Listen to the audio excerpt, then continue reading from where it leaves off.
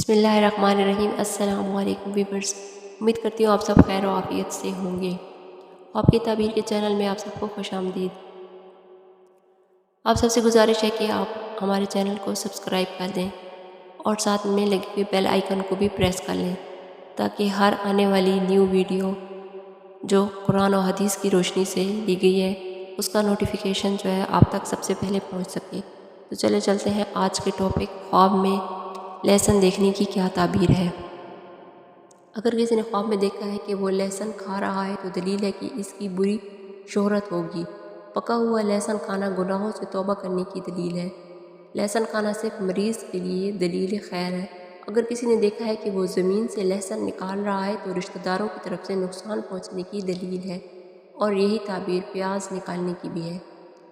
اور بعض اہل تعبیر کے مطابق لہسن جو ہے کھانا غم اور پریشانی پر بھی دلالت کرتا ہے۔ حضرت ابن سیرین رحمۃ اللہ علیہ نے فرمایا ہے کہ خواب میں لہسن کا کھانا مال حرام کا کھانا ہے۔ حضرت ابراہیم کرمانی رحمۃ اللہ علیہ نے فرمایا ہے کہ خواب میں لہسن کھانا بری چیز ہے جس کو لوگ پیچھے سے کہتے ہیں، اور اگر دیکھے کہ پکا ہوا لہسن کھایا ہے تو دلیل ہے کہ بری بات سے توبہ کرے گا۔ حضرت جابر مغربی رحمۃ اللہ علیہ نے فرمایا ہے کہ لہسن خواب میں دیکھنا رنج اور رونا ہے۔ حضرت جعفر علیہ السلام نے فرمایا ہے کہ خواب میں لہسن کا دیکھنا 5 وجہ پر ہے۔ نمبر 1 Subscribe مال me. حرام، نمبر 2 بری بات کرنا، اور نمبر 3 Thank you غم for اور watching. پریشانی، اور نمبر 4 رونا، اور نمبر 5 سختی کا آنا یا سختی یا مصیبت کا آنا۔